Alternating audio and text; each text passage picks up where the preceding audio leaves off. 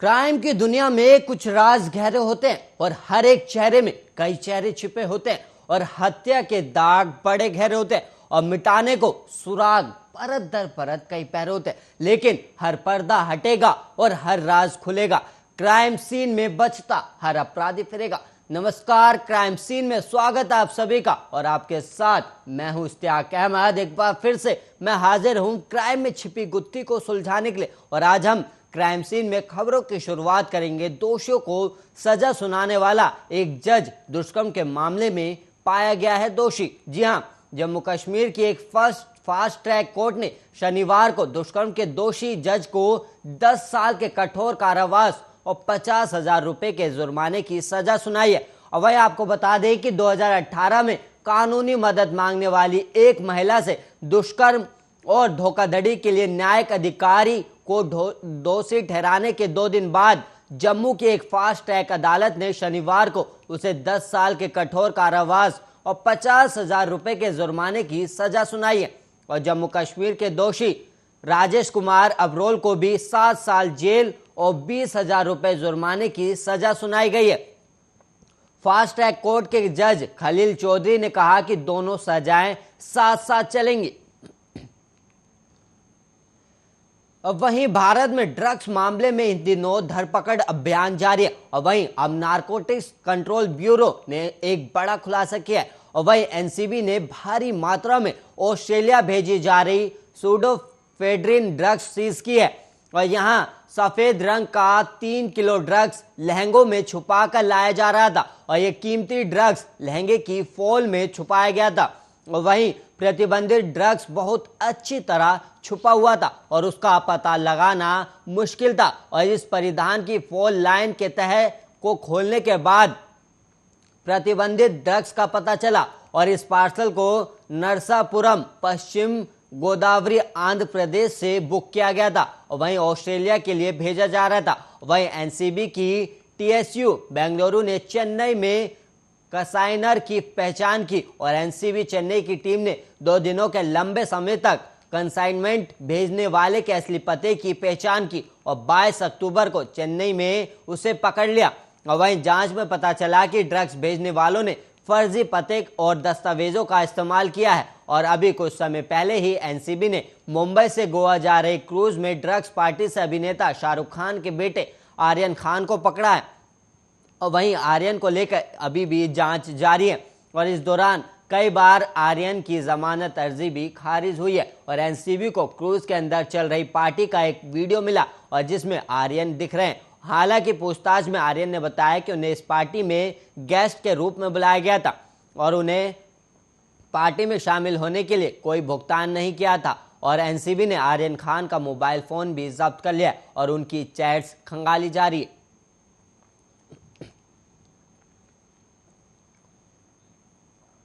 और वहीं मध्य प्रदेश के उज्जैन के खचरोड में एक मां पर अपनी 3 महीने की बेटी का हत्या का आरोप लगा और मां ने यूट्यूब पर बेटी को मारने का तरीका खोजा था। और घटना 12 अक्टूबर की है जहां पर बच्ची का शव मकान की 3री मंजिल पर पानी की टंकी में मिला था और पुलिस ने हत्या के आरोप में बच्ची की मां स्वाति भटवेरा को गिरफ्तार कर लिया है। और वहीं हत्या के कारणों का पता नहीं लग पाया है और पुलिस से मिली जानकारी के मुताबिक खचरोड पुलिस थाने के सामने रहने वाले भटवेड़ा परिवार की 3 महीने की बच्ची विरति 12 अक्टूबर को गायब हो गई थी और जांच के बाद उसका शव घर में ही बनी पानी की टंकी में मिला। और घटना के बाद से ही पुलिस की नजर परिवारजनों पर बनी हुई थी और बच्ची के घर में पिता अर्पित, मां स्वाति और दादी अनीता, दादा सुभाष भटवेरा रहते थे। जिसमें पुलिस द्वारा जब बच्ची की मां से पूछताछ कर मां स्वाति के मोबाइल की जांच की तो पता चला कि उसने यूट्यूब पर बच्ची को मारने के तरीके सर्च किए थे और अब पुलिस उसे अरेस्ट कर कोर्ट में पेश किया है। तो वहीं एडिशनल एसपी आकाश भूरिया के मुताबिक खचरोड में कुछ दिन पहले 13 को वहां की दिन बच्ची की पानी में टंकी में दबाकर हत्या करने का मामला सामने आया था, जिस पर से पुलिस ने शुरू से ही इन्वेस्टिगेशन को काफी गंभीरता से लिया क्योंकि मामला 3 महीने की बच्ची का था और शुरू से ही पुलिस की निगाहें उनके घर वालों पर ही थी और बच्ची और उसकी मां और उसकी दादी के अलावा उसके पापा के अलावा कोई नहीं था। और घर में उन्होंने कहा कि जब उसकी मां से पूछताछ की गई और उनके मोबाइल की हिस्ट्री और उनके द्वारा जो गूगल पर सर्च किया गया उससे काफ़ी सारे एविडेंस हमारे पास हाथ लगे थे, जिसमें उस बच्ची की हत्या उसकी मां के द्वारा कार्य करने पाया गया है और जिसमें विधिवत उसकी मां को गिरफ्तार भी किया गया और उन माननीय न्यायालय में पेश किया गया और कारण अभी नहीं बताया गया और रिमांड पर लिया गया और सारे एविडेंस और सारी जो भी परिस्थितियों या फिर साक्ष्य मिले वो मां के खिलाफ है और वहीं उस सिलसिले में मां को गिरफ्तार भी किया गया है।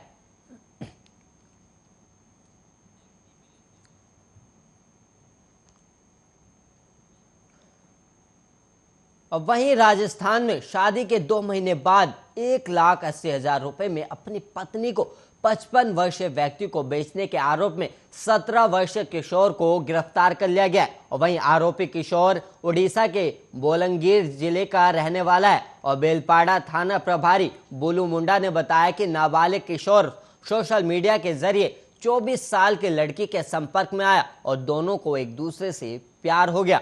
जिसके बाद दोनों के परिवार पारंपरिक तरीके से उनकी शादी कराने पर राजी हो गए और शादी के ठीक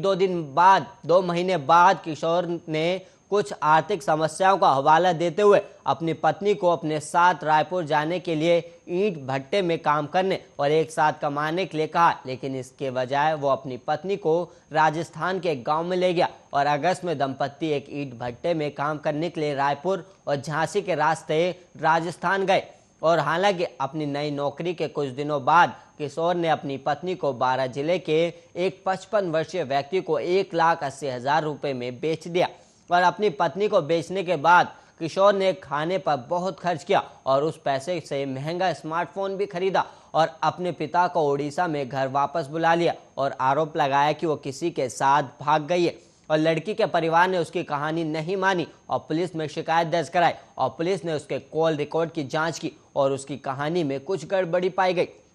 जिसके बाद शिकायत के आधार पर मामले की जांच के लिए बोलंगीर के एसपी नितिन कुसालकर ने एक टीम गठित की थी और एसपी ने बताया कि हमने उससे पूछताछ की और पता चला कि उसने अपनी पत्नी को बेच दिया है और लड़की का पता लगाने के लिए बोलंगीर से एक टीम राजस्थान गई थी। हालांकि राजस्थान पुलिस कर्मियों के सहयोग से उड़ीसा की टीम लड़की को निकटतम पुलिस स्टेशन ले जाने में सफल रही और लड़की से पूछताछ करने पर कि वो कहाँ जाना चाहती है, उसने कहा कि वो उड़ीसा में अपने माता पिता के पास वापस जाना चाहती है और उसके बाद ही ग्रामीण उसे जाने के लिए राजी हुए। और हालांकि किशोर ने दावा किया कि उसने अपनी पत्नी को नहीं बेचा बल्कि उसने उसे 60,000 रुपए में गिरवी रख दिया था और उन्होंने कहा कि उन्हें पैसों की ज़रूरत है क्योंकि उन्हें दिल की कुछ समस्या है और उन्हें सर्जरी की ज़रूरत है। और 17 वर्षीय किशोर को शुक्रवार को किशोर न्यायालय में पेश कर सुधार गृह भेजा गया है।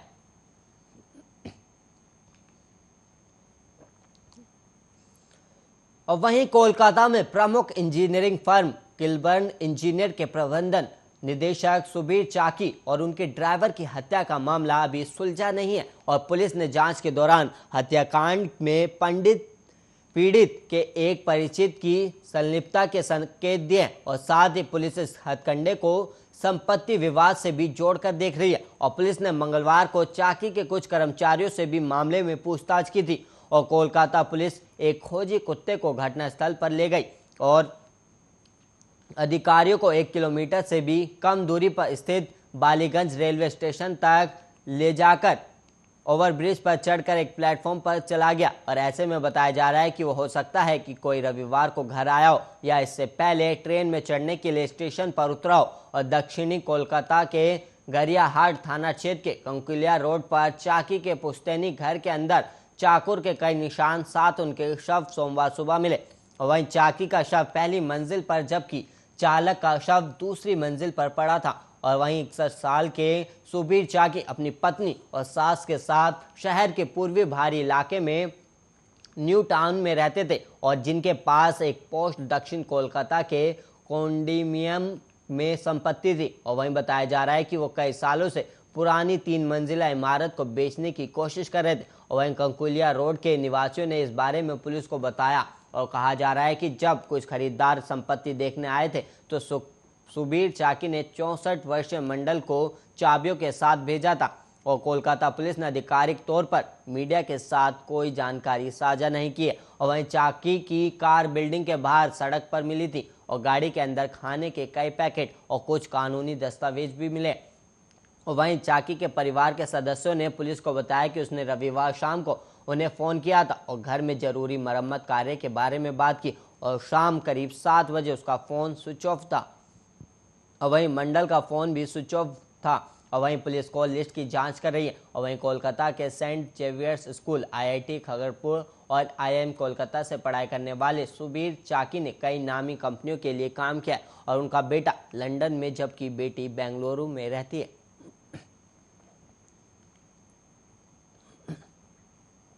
और वहीं राजधानी दिल्ली के शारदा जिले की पुलिस ने 7 साल के एक बच्चे के अपहरण के मामले को सुलझाने का दावा किया और पुलिस ने इस मामले में एक नौकर को गिरफ्तार किया और घर के ही नौकर ने बच्चे का अपहरण कर लिया था और नौकर ने बच्चों को रिहा करने के एवज में परिवार से 1 करोड़ 10 लाख रुपए की मांग की थी। और वहीं किडनैपिंग के इस मामले को पुलिस ने महज 3 घंटे के अंदर सुलझा दिया। दरअसल मंगलवार की शाम दिल्ली के गांधीनगर इलाके में उस समय सनसनी फैल गई जब पुलिस को एक 7 साल के बच्चे के अपहरण की सूचना मिली और पूर्वी रेंज के जॉइंट कमिश्नर सागर प्रीत हुड्डा ने बताया कि मंगलवार की शाम पुलिस को कॉल मिली कि एक 7 साल के बच्चे का अपहरण कर लिया गया और इस सूचना के बाद पुलिस तुरंत हरकत में आ गई और उस परिवार के पास पहुंची जहां से पुलिस को एक कॉल मिली थी और परिवार ने पुलिस को बताया कि घर का नौकर मोनू गायब है और बच्चा उसी के पास है। उसने बच्चे की मां को फोन करके कहा है कि 1 करोड़ 10 लाख रुपए का इंतजाम करो, नहीं तो अच्छा नहीं होगा। इसके बाद वो लगातार फोन करता रहा और अपहरण की सनसनीखेज वारदात को सुलझाने के लिए शादरा जिले के डीसीपी ने कई टीमें बनाई और एक टीम घर के नौकर मोनू का पता कर रही थी तो वहीं दूसरी टीम परिवार के साथ थी क्योंकि किडनैपर मोनू लगातार परिवार को फोन कर रहा था। और पुलिस के मुताबिक जब मोनू का फिर से फोन आया तब घर वालों ने फिरौती की रकम को कम करने के लिए कहा, लेकिन मोनू नहीं माना। और इसी बीच पुलिस की टीम ने टेक्निकल सर्विलांस के जरिए किडनैपर का पता लगा लिया और मोनू को गोकुलपुरी मेट्रो स्टेशन के पास से गिरफ्तार कर लिया। इतना ही नहीं, पुलिस ने बच्चे को भी सकुशल बरामद कर लिया है। वहीं पुलिस की माने तो बच्चे के पिता एक बिजनेसमैन है और एक महिला के कहने पर उन्होंने मोनू नाम के नौकर को अपने यहाँ रखा था और पुलिस के मुताबिक कुछ ही दिनों में मोनू ने बच्चे से अच्छी दोस्ती कर ली थी और यही वजह है कि जब पुलिस ने मोनू को पकड़ा तब बच्चे ने पुलिस से कहा कि उसके चाचा को ना पकड़े और पुलिस ने बताया कि मोनू कुछ दिन पहले भी इनके यहाँ पर काम कर चुका है लेकिन नौकरी छोड़कर चला गया था और बच्चे की फिर से जिद करने पर ही उसे वापस बुलाया गया और मंगलवार की शाम मोनू बच्चे को पार्क में घुमाने के बहाने से ले गया था और फिर वापसी नहीं लौटा। उसने फिरौती के लिए बच्चे की मां को फोन किया और 1 करोड़ 10 लाख रुपए की मांग की और पूछताछ में मोनू ने बताया कि वो मुंबई में एक फ्लैट लेना चाहता था और इसी वजह से इस किडनैपिंग की वारदात को अंजाम दिया। और पुलिस के मुताबिक नौकर मोनू का पुलिस वेरिफिकेशन नहीं करवाया गया था और दिल्ली पुलिस लगातार अपील करती है कि जब भी घर में कोई नौकर रखें तो उसका पुलिस वेरिफिकेशन जरूर करवाएं ताकि आप किसी मुसीबत में ना पड़े। और वहीं डूंगरपुर में जिला स्पेशल पुलिस टीम की सूचना पर सावला थाना पुलिस ने एक लग्जरी कार से 33 लाख रुपए बरामद किए और वहीं जब्त राशि के तार हवाला कारोबार से जुड़े होने का अनुमान लगाया जा रहा है और पुलिस मामले की जांच करी और पुलिस ने कार चालक समेत 3 लोगों को हिरासत में लिया है। और वहीं सावला थानाधिकारी मनीष कुमार ने बताया कि मुखबिर के जरिए सूचना मिली कि एक कार से बड़ी रकम को बांसवाड़ा लेकर जा रहे हैं और इस पर पुलिस ने पाटिया मोड़ टोल नाके के पास नाकाबंदी की और इस दौरान डूंगरपुर की तरफ से आ रही एक कार को रोककर पूछताछ की गई तो कोई संतोषजनक जवाब नहीं मिला और इस पर संदेह होने पर कार की तलाशी ली तो बीच की सीट के नीचे एक थैले में 33 लाख रुपए नगद मिले और कार में चालक देवीलाल के साथ शिखर, रितेश मेहता और निवासी हाउसिंग बोर्ड बांसवाड़ा सवार थे और पुलिस ने राशि को जब्त करते हुए थाने ले आई और थानाधिकारी ने बताया पकड़े गए 33 लाख रुपए के प्रथम दृष्टया हवाला कारोबार से जुड़े होने की आशंका है, लेकिन मामले में जांच के बाद ही स्थिति साफ हो सकेगी और इसके लिए कार चालक समेत तीनों को हिरासत में लेकर पूछताछ की जा रही।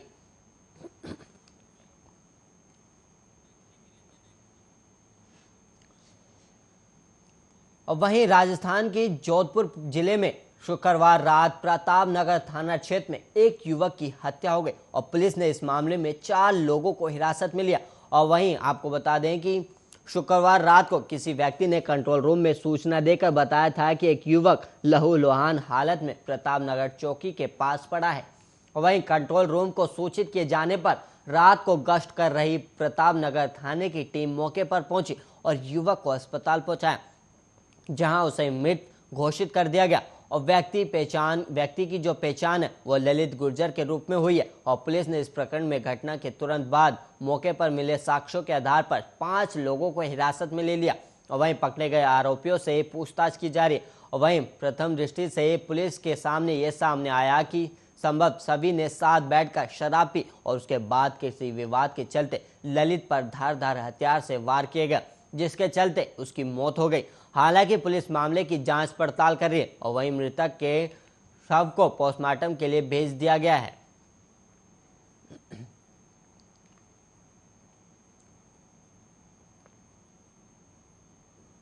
और वहीं कर्नाटक के मैसूर में एक चौंकाने वाली वारदात सामने आई, जहां एक व्यक्ति ने शुक्रवार को अपने पिता और उनके प्रेमी की हत्या कर दी और पुलिस ने जानकारी दी है। और वहीं आपको बता दें कि मृतकों की पहचान केजी कोप्पल निवासी 56 वर्षीय शिव प्रकाश और मैसूर के श्रीनगर क्षेत्र के 48 वर्षीय लता के रूप में हुई है। और लता के बेटे नागार्जुन को गंभीर चोट आई है और उसे अस्पताल में भर्ती कराया गया। और पुलिस ने शिव प्रकाश के बेटे सागर की तलाश शुरू कर दी है। और वहीं आपको बता दें कि पुलिस के मुताबिक सागर ने लता के घर पर मौजूद अपने पिता पर छुरी से हमला कर दिया था और जब लता ने उसे रोकने की कोशिश की तो सागर ने उस पर और साथ ही उसके बेटे पर भी हमला कर दिया। और पुलिस सूत्रों ने कहा कि शिव प्रकाश के लता के साथ संबंध थे, लेकिन सागर को अपने पिता से मिलना पसंद नहीं था और उसने अपने पिता के उदार रवैये पर आपत्ति भी जताई थी।